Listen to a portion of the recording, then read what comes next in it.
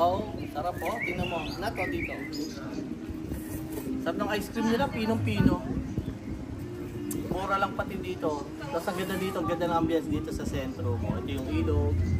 Ganda ng view. Pakita mo.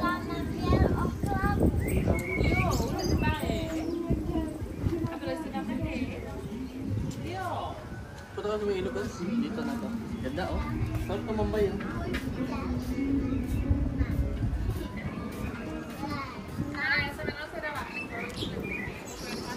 Yung Bentaba River ay yung pinakalumang tulay dito. Oh, diba? Nakikita nyo? Hindi niya kaganda dito.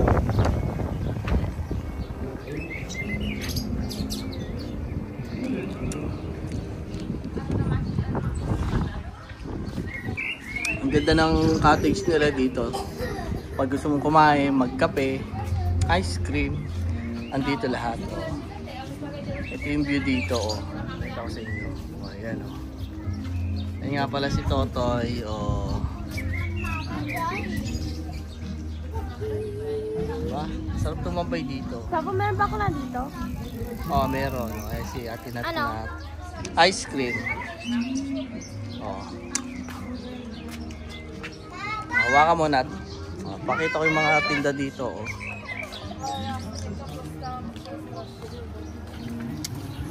Yung kapihan nila, sarap ng kape dito.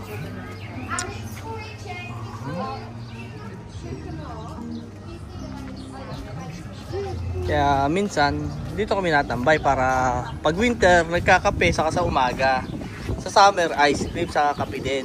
Sa umaga, sa hapon. Nato, hawakan mo. Papakita natin sa may ano.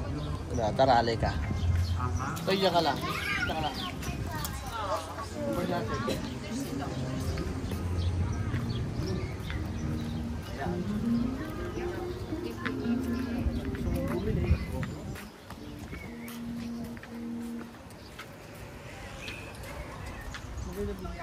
Andito yung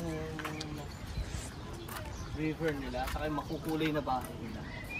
Ayan. Ito, Bultava to? Bultava River. Ito yung mga bahay nila ang gaganda. Oh. Diba? Kahit dito ka lamang, sarap tumambay. Oh. Bigyan ka lang. Pakita mo yung mga bahay. Ganda. Oh. Ganda na lugar namin dito ano, sa Pisek. Pati yung tambayan nila. Nakakatuwa lamang. Ayan. Yan yung bahay nilang gaganda. Yo.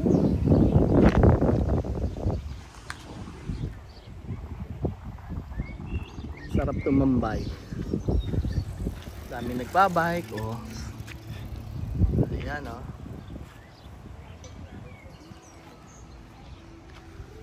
At ang sarap mag ice cream. Talaga. Yun oh. Oh, ito po yung nagiging tambayan talaga namin. Oh, sa sarap ng ice cream nila, sarap tumambay oh. Ay, dalaw, pati si Totoy doon pa talaga tumambay sa loob oh. Gusto sa loob eh. Oh, ayan oh. Totoy, kaklase. Mga kaklase niya oh.